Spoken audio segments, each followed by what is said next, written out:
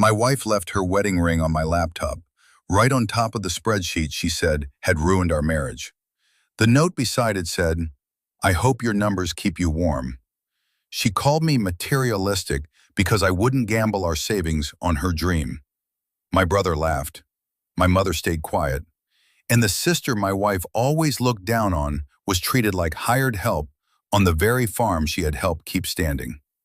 But what they didn't know was that my father had left behind a letter, old records, and one sentence that would tear their story apart.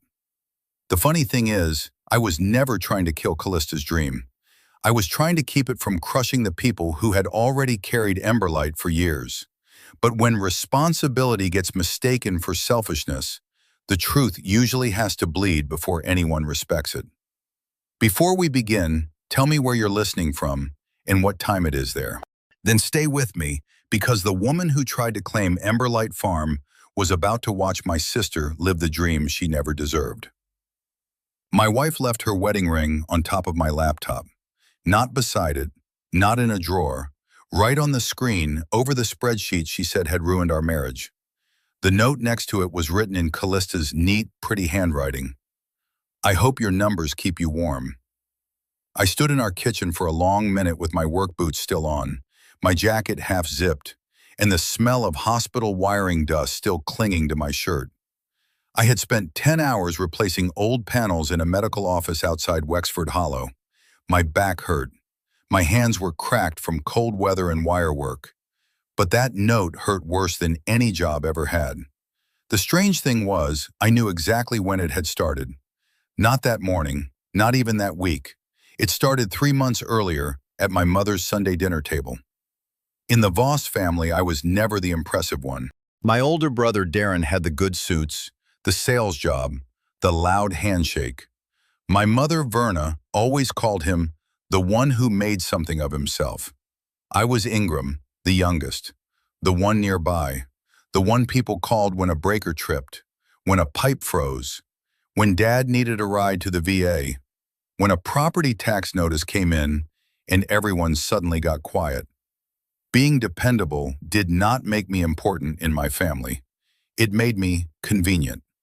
That Sunday, I had stopped by Emberlight Farm before dinner. The old farmhouse sat a few miles outside town, down a gravel road lined with maples that were just starting to turn gold. The barn still leaned a little on the west side, and the porch light had been flickering again. I made a note to check the switch plate after dinner. When I got to Mom's house, Callista was already there. She had taken over the dining room table with glossy printouts, fabric swatches, color palettes, and a polished concept board. Across the top, in elegant lettering, she had written, "Emberlight Farm Weddings and Events." Darren was leaning over the board like he was looking at blueprints for a hotel. Mom had that relieved look she got whenever someone other than me sounded confident. Callista saw me and smiled, but it was not the smile she used when we were alone. It was her public smile, the one that said she already had an audience. "Ingram," she said, touching the edge of the board. "Just look at it before you start worrying." That sentence told me the whole evening before I even sat down. I pulled out a chair beside her. "I'm looking." She walked us through it like the place was opening next spring. String lights across the courtyard, fall wedding packages, a bridal suite upstairs, local pies in the kitchen, a restored barn with reclaimed wood tables. She even had a sign mocked up, Callista Voss, founder and creative director. Nobody seemed bothered by that, not Darren, not Mom. I waited until she finished, because I had learned over the years that interrupting a dream made you look like the villain. Then I opened my laptop. "I went through the basics," I said. "The barn wiring won't pass commercial inspection. The septic system needs evaluation. We'd need liability coverage, parking upgrades, fire exits, ADA access, county permits, and at least 6 months of reserve cash before taking deposits." Callista's smile thinned. Darren leaned back. "There he goes."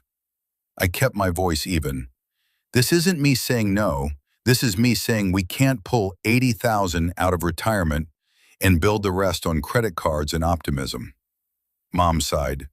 Ingram, do we have to do this at dinner?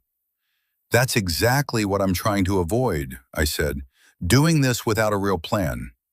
Callista gave a soft laugh, the kind that invited everyone else to join her. I show him a future, she said, and he shows me a bill. Darren chuckled under his breath. That small laugh landed harder than it should have. I looked at my mother, waiting for her to say something fair. She only folded her napkin and said, "Don't embarrass your wife in front of everyone." Callista turned toward me then. Her voice stayed calm, but her eyes were sharp. "You're not careful, Ingram. You're materialistic." The room went still. Not shocked still. Comfortable still. That was the part that stayed with me. Nobody looked surprised. Nobody said, "That's not fair." Nobody remembered the winter nights I had driven to Emberlight because the pipes were close to freezing. Nobody mentioned the taxes I had quietly covered when Darren said he was between things. Nobody brought up Dad calling me from that old recliner because the lights had gone out again, and he trusted my hands more than anyone else's. I closed the laptop. Not because I had lost the argument, because I finally understood the rules. If I gave, it was duty. If I asked to be heard, it was selfish.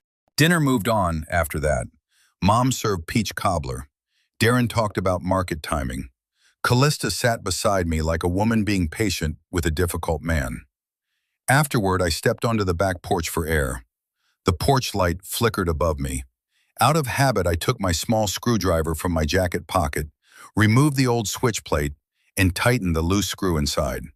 The light steadied. No one noticed. Callista came out behind me with her coat over one arm. "You care more about a light switch than your own future," she said. I looked up at the bulb glowing steady over the porch. Maybe she thought that was an insult, but somebody had to keep the lights on. Have you ever been called selfish because you refused to say yes to something you knew would hurt everyone later? Sometimes the person calling you selfish is the one asking you to pay the highest price. I did not know it then, but that dinner was only the beginning. Because a week later, Callista took her dream to Emberlight Farm, and she showed my sister exactly where she thought she belonged. The next Saturday, I drove back to Emberlight Farm before 8. I had told myself I was only going to check the breaker box in the barn and replace a loose outlet near the kitchen. A simple job. 40 minutes, maybe an hour if the old wiring fought me. But when I pulled into the gravel drive, Callista's car was already there. So was a white SUV I didn't recognize. A woman stood near the porch with a camera around her neck, taking pictures of the front windows. Beside the steps was a rolling rack of fabric samples, 2 boxes of candles, and a folder with "Before Photos" written across the tab. Nobody had asked me. Nobody had asked Lenora. But Callista was moving through that farmhouse like the paperwork already had her name on it. I parked by the barn and sat there for a second, one hand still on the steering wheel. I could hear Callista's voice floating from the porch. "We want to keep the rustic charm," she was saying, "but elevate it, not make it feel old, you know." More timeless. That was Callista's gift. She could make taking over sound like restoration. Lenora was on the porch, sanding the old railing by hand. She had on faded jeans, a flannel shirt, and a blue bandana tied over her hair. My sister had never cared much about looking important. She cared if a step was safe, if a window latched, if the heat worked before the first hard frost. She knew that house better than anyone still breathing. The photographer looked at Lenora and asked, "Are you one of the owners?" Lenora opened her mouth, but Callista answered first. "Oh no," she said with a soft laugh. "Lenora just helps keep the place from falling apart. Every old house needs someone practical." It was said sweetly enough that a stranger could miss the insult. I didn't. Lenora didn't either. Her fingers tightened around the sanding block. Then she went right back to work like the words had rolled off her. They hadn't. I walked up the steps. "Morning." Callista turned, surprised for half a second before smoothing her face. "Ingram, I didn't expect you this early."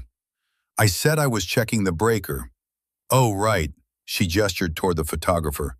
This is Dana. She's helping us capture the potential. The potential needs a permit before it needs a photo shoot, I said. Dana lowered her camera a little. Callista's smile stayed in place. See, this is what I mean. He hears possibility and reaches for a clipboard. Lenora kept sanding. That bothered me more than if she had snapped back.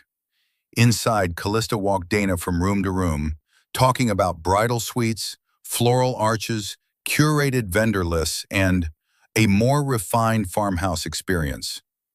Lenora followed quietly and pointed out water stains near the back ceiling. That roof still needs work, she said. Callista waved a hand. We'll address the less attractive things later. The back stairs need reinforcement too, Lenora added. Nobody should be using them for events yet. Callista gave a small sigh. This is why the place has been stuck for so long. Everyone around here thinks small. I looked at my sister then. She wasn't embarrassed. She was tired. There is a difference. After Dana left, Callista stayed behind to gather her samples. She leaned toward me in the hallway and said, Your sister has a tired energy. If we do open this properly, she can help with pies, casseroles, little hometown touches. People like that sort of thing. I heard what she meant. Lenora could serve the dream. She just wasn't supposed to stand inside it. When Callista finally drove away, dust lifted behind her tires and settled slowly over the drive. I found Lenora in the kitchen, washing paint dust from her hands in the old sink. I should have said something, I told her. She shut off the water and dried her hands on a towel hanging from the oven door. No, she said. You heard her. That matters. I leaned against the counter. She had no right to talk about you like that. Lenora gave me a sad little smile. She doesn't want this house alive, Ingram. She wants it wearing her name. That sentence stayed with me. Because she was right. Callista looked at Emberlight and saw a stage.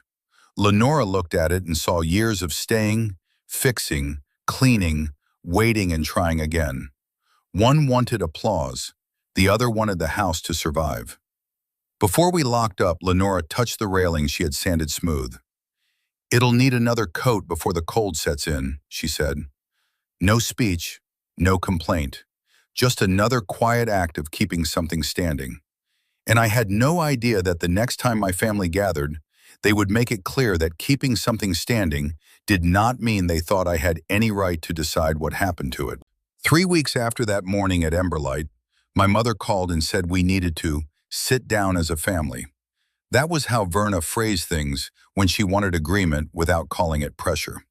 I showed up 10 minutes early because that was how I was raised. Respect meant being on time, bringing what you said you would bring, and not making people wait. What I had not learned until much later was that respect does not mean much when it only moves in one direction. When I stepped into Mom's dining room, I knew right away something was off. The table was already covered, not with dinner, with folders. There were printed sketches of the farmhouse, vendor lists, a rough budget, a page with projected weekend rental income. Sticky notes marked several places where signatures were needed. Coffee had already been poured into 3 cups. Mine was not one of them. Callista sat beside Darren, not beside me. She wore a cream sweater and that careful expression she used when she wanted to look reasonable. Darren had his reading glasses low on his nose, flipping through one of the packets like he had been reviewing it for days. Lenora sat near the far end of the table with her hands folded. She looked at me once, just long enough to warn me without saying a word. I hung my jacket on the back of a chair. Looks like I missed the first meeting. Callista's smile tightened. Don't start like that. I'm not starting anything. I'm looking at paperwork I've never seen before. Darren leaned back. It's just preliminary, Ingram. Nobody's cutting you out. That was the kind of sentence people use right before they cut you out. Mom came from the kitchen carrying a plate of cookies no one wanted. Let's keep this pleasant. Your wife has worked very hard. I sat down slowly. I can see that. Callista slid a packet toward me. We've been exploring options, that's all. I opened it and saw the first page. Emberlight Farm Events, Founder Direction and Brand Development. My name was nowhere on it. Neither was Lenora's. I kept my face calm, but something in my chest shifted. Not broke, shifted. Like a board under an old floor giving the first warning creak. "Who is we?" I asked. Callista glanced at Darren. He answered before she could. "People who want to see the farm become something instead of rotting while you run calculations." Lenora's eyes dropped to the table. I looked at my brother. That farm didn't rot because I ran calculations. It survived because some of us showed up with tools and checkbooks. Darren gave a short laugh. "Writing checks doesn't make you the owner of everyone's future." There it was again, the old family trick. Use my help when it was needed. Mock it when I asked what it meant. I turned a few pages. "Where are the electrical upgrade estimates?" Callista sighed. "We'll get there. Insurance? We'll shop around. Septic inspection? Ingram, please. County permits?" Darren tapped the table. "You're overthinking this." "No," I said. "I'm asking the questions that decide whether this dream opens legally or collapses before the first deposit clears." Mom frowned. "You make everything sound so harsh." I almost smiled at that. Harsh was a funny word coming from people who had no problem spending money they expected me to help provide. As they talked over me, my mind drifted back to being 19, standing in the rain with Dad after a storm had knocked part of the fence down. Darren had been away. Mom had said he was busy building his career. Lenora brought sandwiches wrapped in foil, and Dad handed me a hammer without asking if I had plans. That was how it had always been. If I repaired something, it was just what a son should do. If I questioned something, suddenly I was difficult. Then a woman in a navy blazer, some consultant Callista had invited, cleared her throat and asked, "So who will have final authority over renovation decisions?" I looked up. That was the first honest question anyone had asked all afternoon. Before I could answer, Callista said, "I will. Not we, not Ingram and I, just I will." The room went quiet, but not because anyone disagreed. That silence told me everything. Callista wanted the sign. Darren wanted prestige. Mom wanted the Voss name praised around town again. Everybody had a prize in mind. And somehow I was supposed to provide the wiring, the repairs, the risk, and the savings while standing politely in the background. I closed the packet and placed my hand flat on top of it.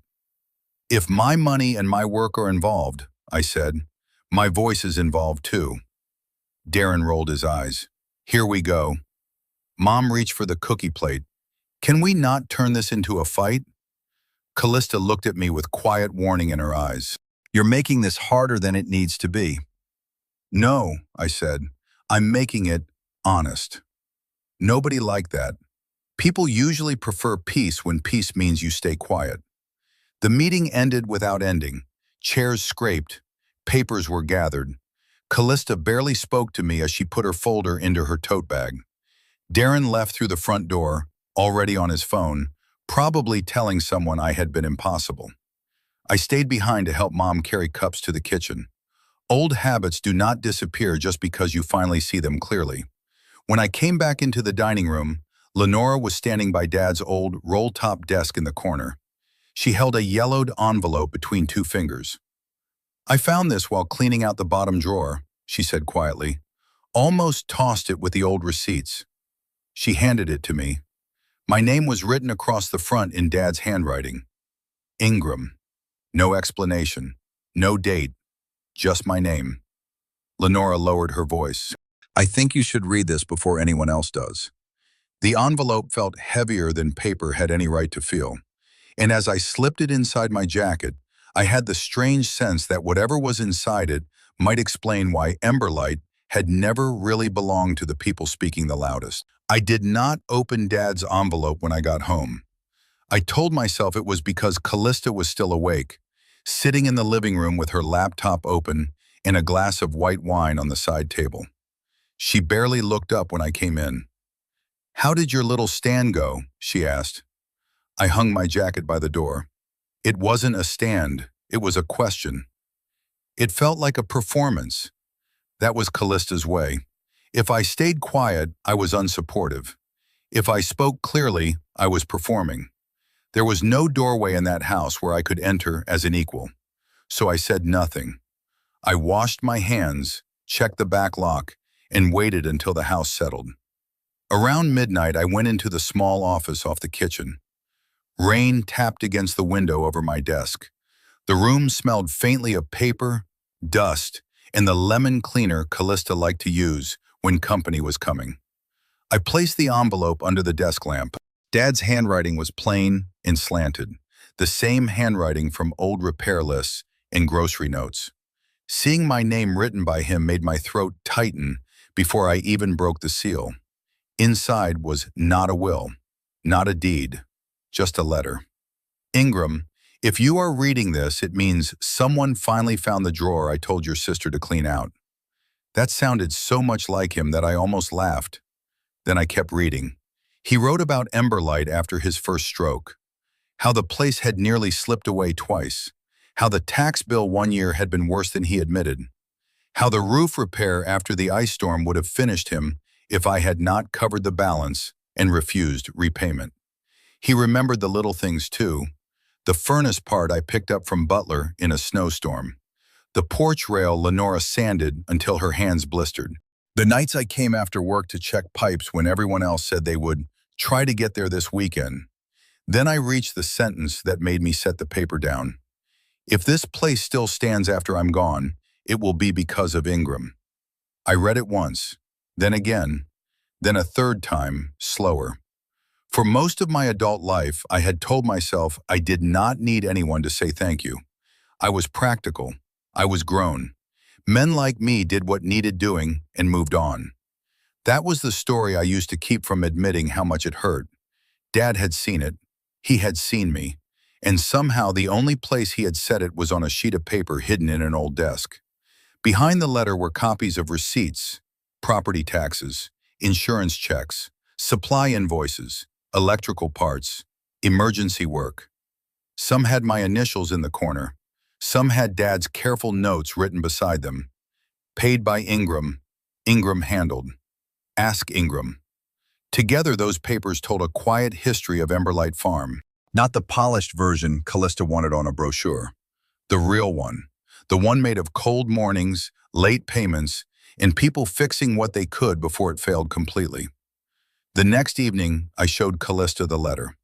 I did it after dinner, when the dishes were rinsed and the house was calm. I did not want a fight. I wanted my wife to understand why that meeting had cut so deep. She read the first page standing at the kitchen island. For a moment, her face softened. Your father appreciated you. That's wonderful. I waited, then she set the letter down. But that doesn't change the future.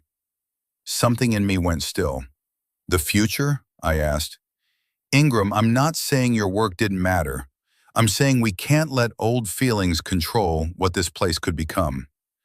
They're not old feelings, they're facts.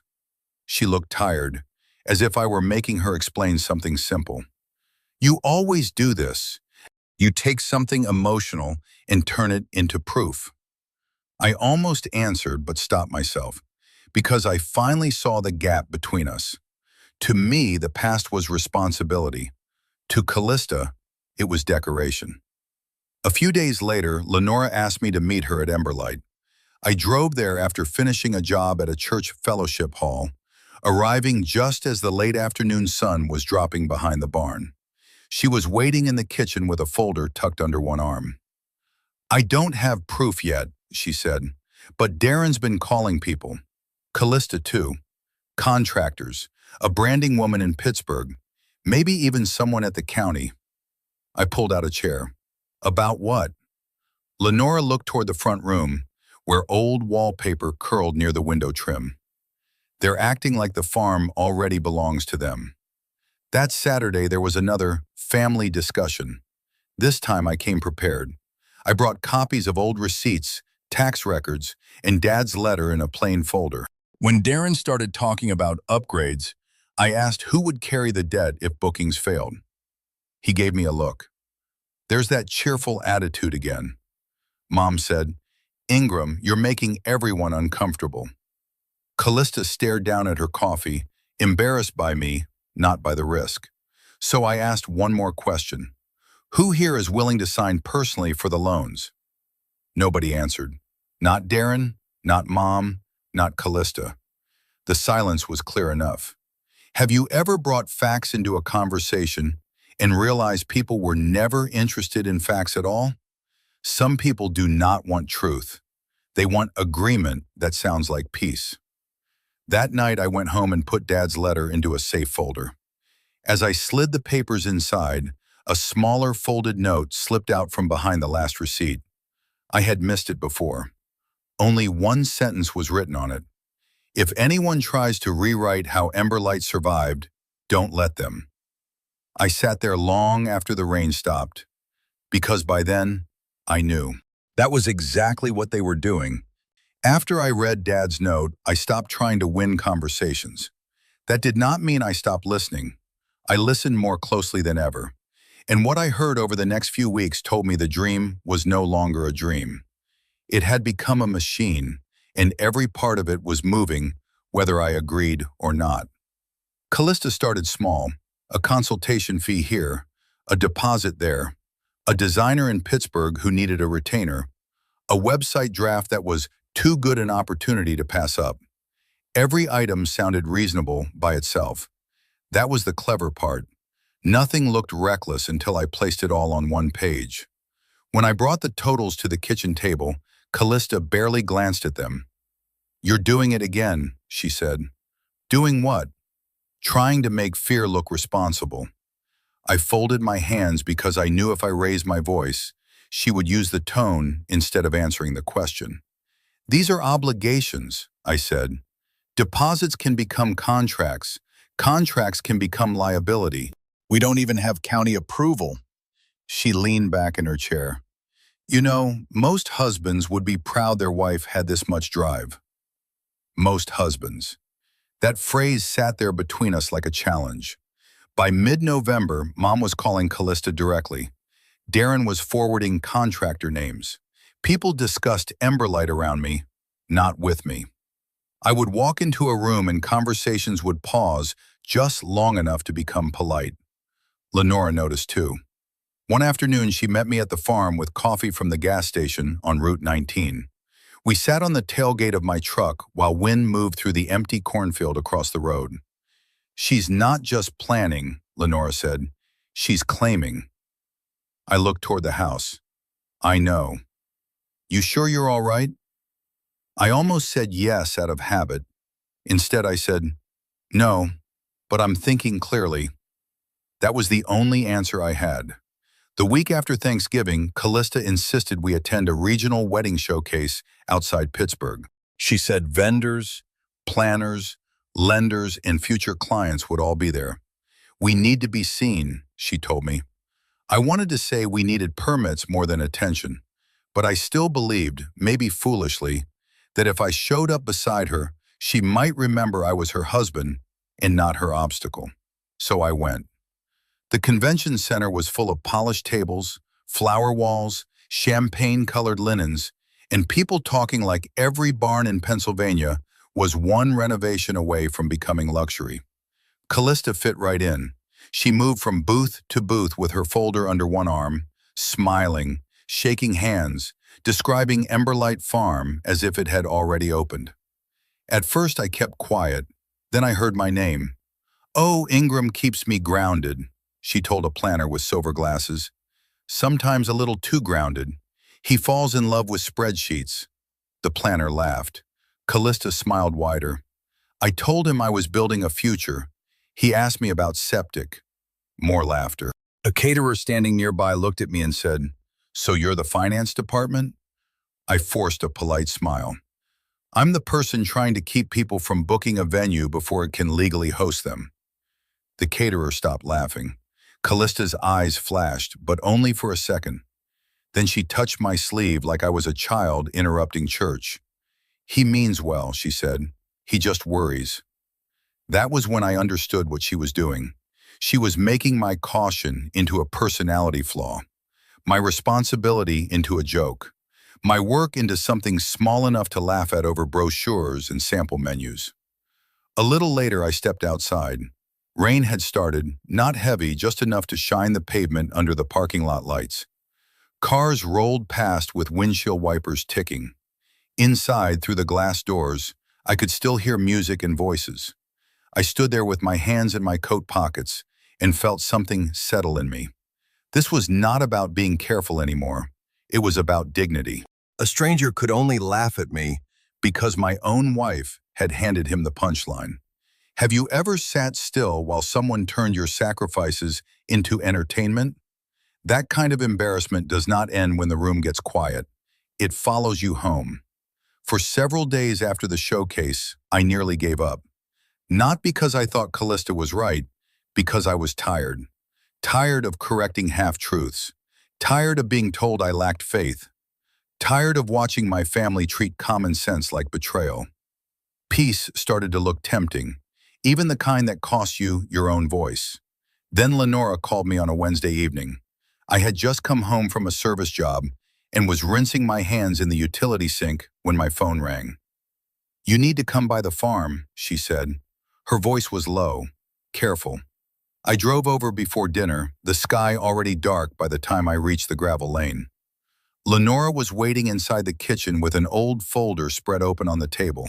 "I found references to a property agreement," she said. "I don't know what it means yet, but I know what it doesn't mean." "What?" She looked me straight in the eye. "It doesn't mean they get to tell only the part of the story that benefits them." I stared at the papers, then at the house around us. The cracked trim, the old cabinets, the window Dad used to tape in winter because it leaked air. Lenora's voice softened. "If you walk away now, who tells the truth?" That question came home with me. Later that night, I sat at my kitchen table with Dad's letter, the receipts, the tax records, and the note warning me not to let anyone rewrite how Emberlight survived. Callista was upstairs. The house was quiet. For the first time, I stopped asking how to save the dream. I started asking whether the people chasing it had already destroyed the part worth saving. The answer did not arrive all at once. It came in paper cuts, a missing receipt, a gap in a folder, a contractor invoice mentioned in one file but gone from another. Small things, easy to overlook if you were tired or trusting. By December, I had stopped trusting easy stories. Lenora and I spent 3 evenings at Emberlight's kitchen table with boxes spread around us. The old room smelled like dust, coffee, and cold wood. I brought folders from my workshop. She brought whatever she had found in Dad's desk, the attic trunk, and 2 file cabinets nobody had opened since the funeral. We sorted everything by year: taxes, insurance, roof patching, electrical parts, permit applications, emergency repairs. The work was slow, but patterns started showing up. Certain years had full records. Other years were thin, even though Dad's notes clearly referred to expenses during those same months. "Here," Lenora said, tapping a page with her finger. He wrote, "Ask Ingram about spring service upgrade." "But where's the invoice?" I checked my own folder. "I paid that from my business account." "Is it in Callista's packet?" I already knew the answer before I looked. No. Several records were like that. The years Emberlight had been closest to failing were the same years missing from the version Callista and Darren were showing people. Without those papers, the farm looked like an old property that simply waited for a visionary to rescue it. With those papers, it became clear who had kept it breathing. Lenora sat back and rubbed her forehead. "They're not lying exactly." "No," I said. "They're leaving out the parts that make the truth inconvenient." That kind of thing can be worse than a plain lie. A lie gives you something to fight. An omission makes you sound bitter for noticing. On New Year's Day, Mom hosted lunch. I went because some habits take longer to break than others. Callista arrived before me, carrying a bottle of sparkling cider like nothing had changed between us. Darren was already talking about brand partnerships and regional appeal. Mom said, "It would be so nice to see the Voss name respected again." I looked around the table. Nobody mentioned Dad. Nobody mentioned Lenora scraping paint off windows in July heat. Nobody mentioned me crawling under the barn to check a line after a storm. They talked about reputation as if it had fallen from the sky, and now Callista was kindly picking it up. This time, I did not argue. I listened. Silence, used the right way, can be a tool. Darren noticed. "Nothing to say, little brother?" I took a sip of coffee. "I'm taking it in." He smirked. "That'll be a first." Callista studied me from across the table. She knew something had shifted, even if she did not know what. The following week, while I was training a young apprentice named Rylan at my shop, he told me his supervisor at a previous job had blamed him for a mistake he did not make. "I didn't want trouble," he said while sorting breakers, "so I just let it go." I looked at that kid, maybe 22, carrying guilt that belonged to someone older and louder. "Don't make a home out of silence," I told him. "Use it when you need to. Don't live there."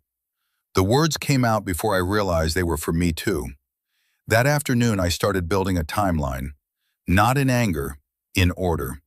I scanned receipts, saved emails, copied county records, backed up Dad's letter, matched payments to bank statements. I noted dates, work performed, who approved it, who paid, and who benefited. Piece by piece, Emberlight's real history returned to the page.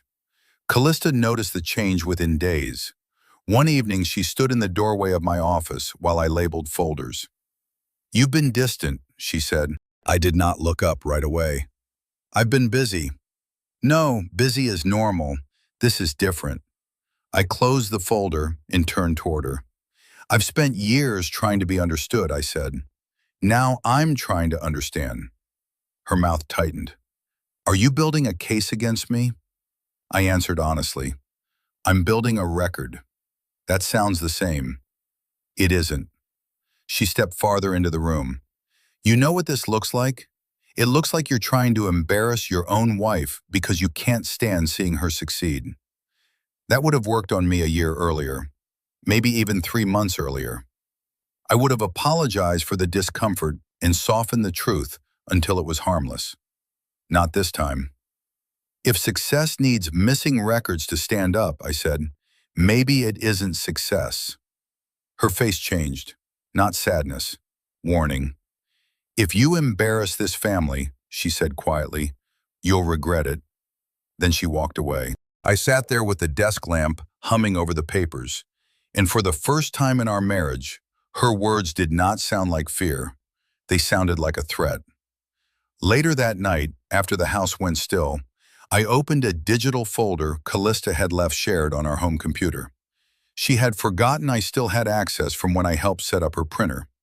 Inside was a draft proposal, future revenue structure, creative authority, operational control. My name appeared twice.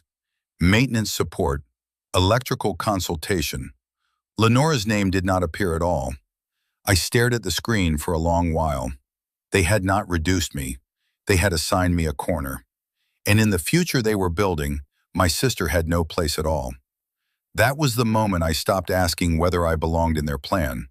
I began making my own. After I found that proposal, something in me changed. Not in a loud way.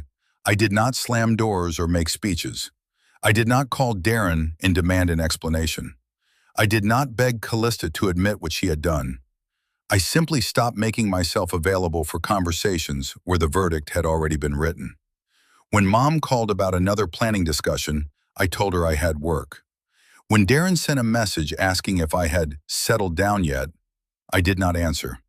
When Callista mentioned a vendor meeting and said, "You should come so you don't feel left out," I looked at her and said, "Being present is not the same as being included." She stared at me like she did not recognize the man across the kitchen. Maybe she didn't. For most of our marriage, I had tried to prove I was reasonable. I explained. I softened. I carried the heavy end and apologized if it scraped the wall. But once you understand that some people only respect the version of you they can use, you stop polishing yourself for their comfort. Late January brought snow, hard and dry. the kind that squeaked under your boots. I was doing an electrical inspection on an old brick building in Allegheny County when I ran into Lowell Bragg, a retired property developer I had met years earlier through Dad. He was older now, walking with a cane, but his mind was still sharp. "Ingram Voss," he said, squinting at me across the hallway. "You still keeping old buildings from burning down?" "Trying to," he laughed. "That's honest work, not glamorous, but honest." Those words hit me in a place I had not expected. We talked for 20 minutes after I finished the inspection. Lowell remembered Emberlight Farm. He remembered Dad. More than that, he remembered the repairs. "You rewired that barn, didn't you?" he asked. "Most of it. And your sister kept the house from turning into a county hazard." I looked at him carefully. "You remember that?" "Of course I remember. People who actually preserve places leave fingerprints. The ones who only want a sign out front usually leave invoices." A week later, Lowell introduced me to a small preservation group that helped families restore older properties without turning them into hollow showpieces. At first, I only agreed to consult on one project. Then another came along. Then a third. I found myself sitting at tables with people who asked about budgets and did not roll their eyes. They wanted safety plans, real timelines, honest estimates. Nobody treated caution like weakness. It was strange being listened to without having to earn the right. By February, Lenora noticed. We were at Emberlight one afternoon, replacing a broken latch on the side door. She held the flashlight while I adjusted the plate. "You sound different lately," she said. "Different how?" "Like someone who believes his own voice matters." I kept working for a moment longer than necessary. Then I said, "Maybe I'm getting there." She smiled. "Good. It's about time." Have you ever spent years trying to prove your worth to people who already decided not to see it? Sometimes the first step forward is not proving them wrong. It is no longer asking them to look. I still had the evidence. I just did not use it yet. That was deliberate. Every time Callista posted about Emberlight, I saved it. Every claim about her restoration journey, every photo with a carefully cropped angle, every comment thanking her for bringing the farm back to life. I saved vendor emails, draft brochures, project descriptions, financial estimates that ignored half the repairs already done.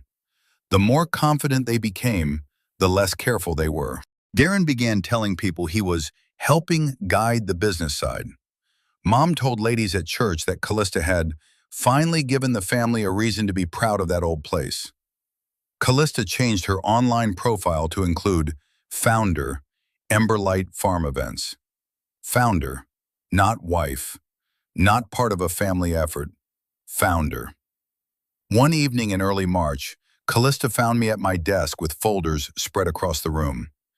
"Do you still support my dream?" she asked. There it was, the question she thought would corner me. I looked at the woman I had married, and for a second I remembered who she had been before applause became oxygen to her. I remembered her laughing in our first apartment because the oven door would not close right. I remembered her saying she loved that I could fix anything, but I could not fix a marriage by pretending not to see the damage. "I supported the truth," I said. "I don't know what this is anymore." Her face went quiet. Neither of us said divorce. We did not need to. The word had entered the room and taken a chair. By then, I had enough to embarrass all of them. I could have released the records, challenged the posts, and corrected the story in front of the whole town. But Dad's note had not said, "Make them pay." It said, "Don't let them rewrite how Emberlight survived." So I waited. Near the end of March, the invitation arrived by email. Emberlight Farm Preview Celebration. A public unveiling. A chance to meet the visionary team behind Wexford Hollow's newest event venue. I opened the attached flyer and read it twice. Callista Voss, founder and creative director. Darren Voss, development advisor. Verna Voss, family host. There were sponsors, vendors, a photographer, even a local lifestyle writer. My name was nowhere on it. Lenora's name was nowhere on it. I sat back in my chair, and to my own surprise, almost laughed. They thought leaving us out would make us disappear. Instead, they had given me the clearest proof yet that this was never a misunderstanding. It was a plan. And now, finally, I had stopped asking permission to answer it. The preview celebration was scheduled for a Saturday evening in late spring. All week I told myself I might not go. Then Friday night came, and I stood in my office looking at the invitation again. My name was still missing. Lenora's name was still missing. The people who had kept Emberlight standing had been left out of the story like extra lumber swept into a corner. So I printed the invitation and placed it in my evidence folder. Not because I wanted a scene, because I had learned something by then. When people are careless with the truth, they usually become careless in public. The next evening, I drove to Emberlight alone. The gravel lane was lined with cars I had never seen before. Local business owners, vendors, a lifestyle writer from Pittsburgh, people dressed in linen jackets and floral dresses, smiling like they had discovered something charming and new. String lights hung over the courtyard. The barn doors had been cleaned and painted. The farmhouse glowed in the soft evening light. And above the porch, the old light I had fixed months earlier burned steady. I stopped at the bottom step and looked at it. That little bulb had done more honest work than half the people standing under it. No one had applauded when I tightened the switch. No one had taken a picture. But there it was, doing its job, welcoming people who had no idea whose hands had kept the place safe enough to enter. Inside, Callista moved through the crowd like she had been born for it. Cream dress, soft curls, perfect smile. She introduced herself as founder and creative director so many times I stopped counting. Darren stood near the refreshment table, shaking hands and saying things like, "We always knew this property had potential." That word can carry a lot of theft when the wrong person uses it.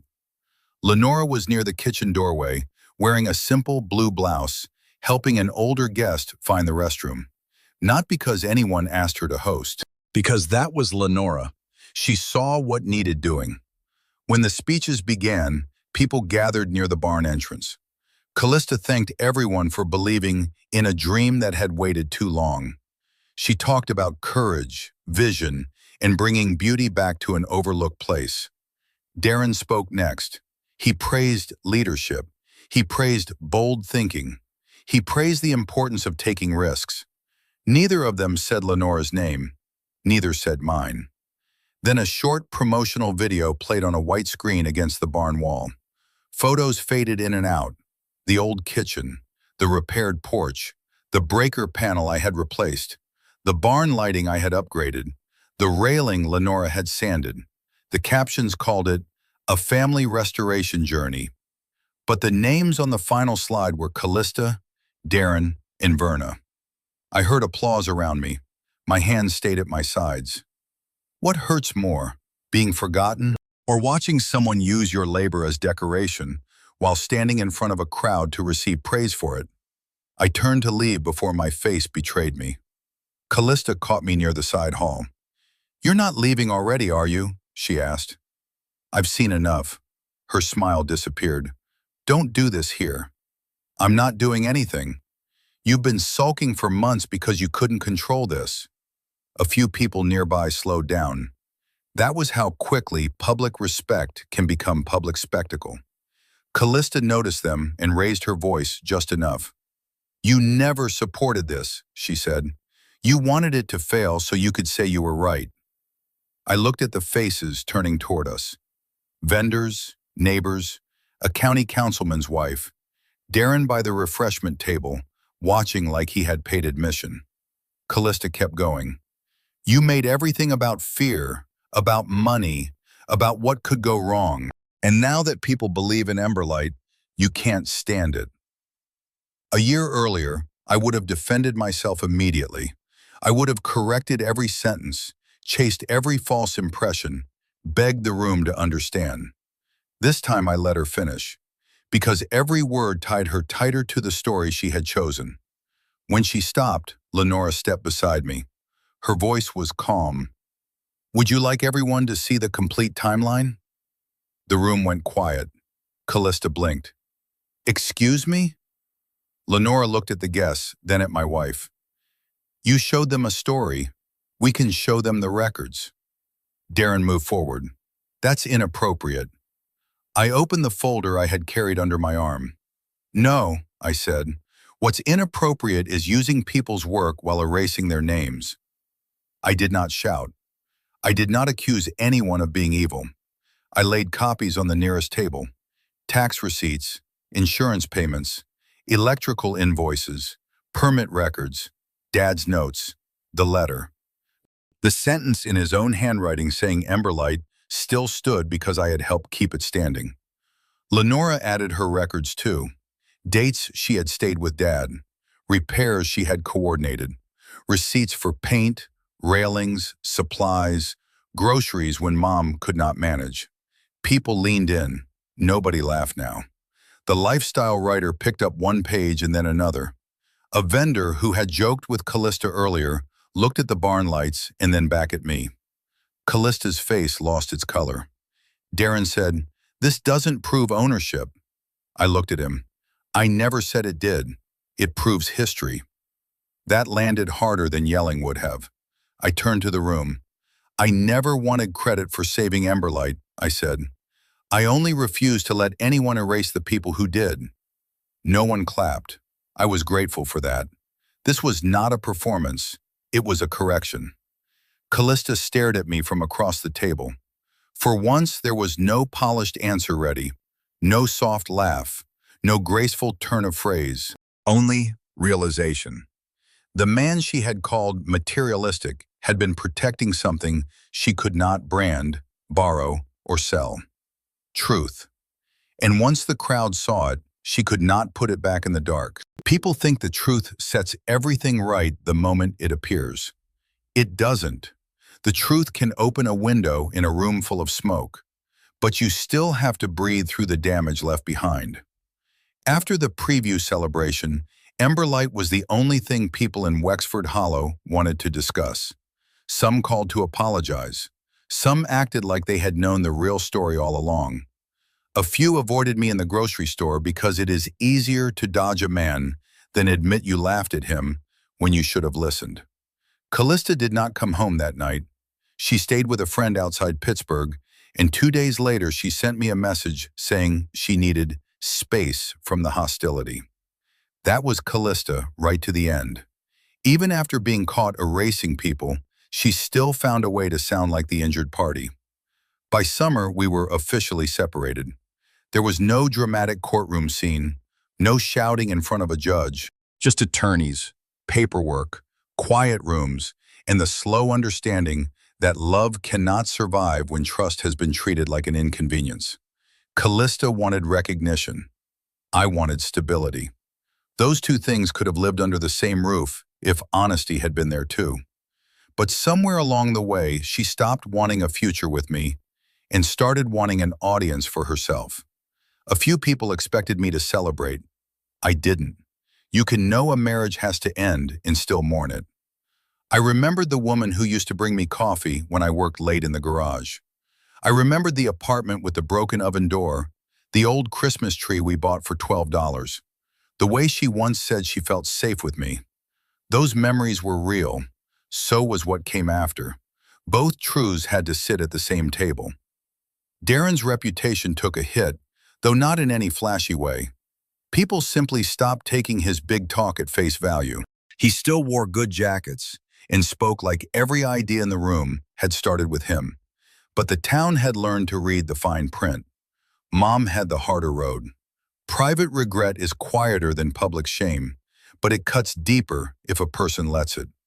One afternoon, she came by my workshop with 2 cups of coffee from the diner.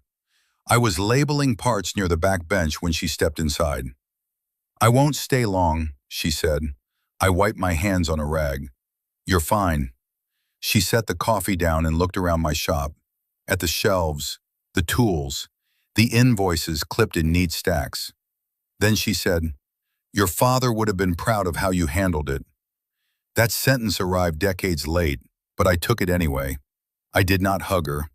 I did not tell her everything was repaired. Some damage does not disappear because one honest sentence finally shows up. But I said, "Thank you, Mom." And for us, that was a start. The surprise, the real one, was Lenora. After the records came out, a small historical preservation group contacted her, then a local school, then the County Heritage Committee. They did not want a luxury wedding story. They wanted the real Emberlight, the farm that had survived illness, storms, family silence, and ordinary people doing ordinary work when nobody was watching. Lenora began organizing tours and community workshops. She taught children how old farm kitchens worked. She invited retired neighbors to share stories. She built a small exhibit using Dad's tools, Mom's old recipe cards, and photographs from before any of us were born. People loved it, not because it was fancy, because it was true. The woman Callista had treated like hired help became the person everyone trusted to tell Emberlight's story. That was the part Callista could not bear. I heard through town that she had said, "Lenora isn't even a businesswoman." Maybe not, but she knew how to honor a place without turning it into a mirror. By early autumn, Emberlight hosted a community evening for local families and longtime residents. Nothing grand: folding chairs, lemonade, apple cake, kids running through the grass while older folks sat near the barn, swapping stories that began with, "I remember when." I arrived near sunset after finishing a job in town. As I walked up the porch steps, I looked at the light above the door. Still steady, still plain, still doing its work. A young woman visiting with her grandmother looked around and said, "This place feels warm." Lenora smiled from beside the doorway. The best parts of a place are usually the things nobody notices until they're gone. I looked at my sister then, really looked. She was not dressed for attention. She wore a simple cardigan and had a pencil tucked behind one ear. But people listened when she spoke. They trusted her. They saw her. Callista had wanted the dream. Lenora had stayed for the work. In the end, the work became the dream. I kept building my preservation consulting business after that. Not to prove anything to Callista, not to win applause from Darren, not to make Mom regret what she missed. I did it because it fit me. For once, my future did not require a family vote. Have you ever spent years trying to earn appreciation from people who only noticed what you could do for them? If you have, I hope you remember this. Your value does not disappear because someone refuses to recognize it. Looking back, I still think about that Sunday dinner when Callista called me materialistic. At the time, it felt like an accusation. Now I understand it differently. I was not protecting money. I was protecting responsibility. I was protecting history. I was protecting people who had been easy to overlook. Most of all, I was protecting the truth. And in the end, the truth protected me.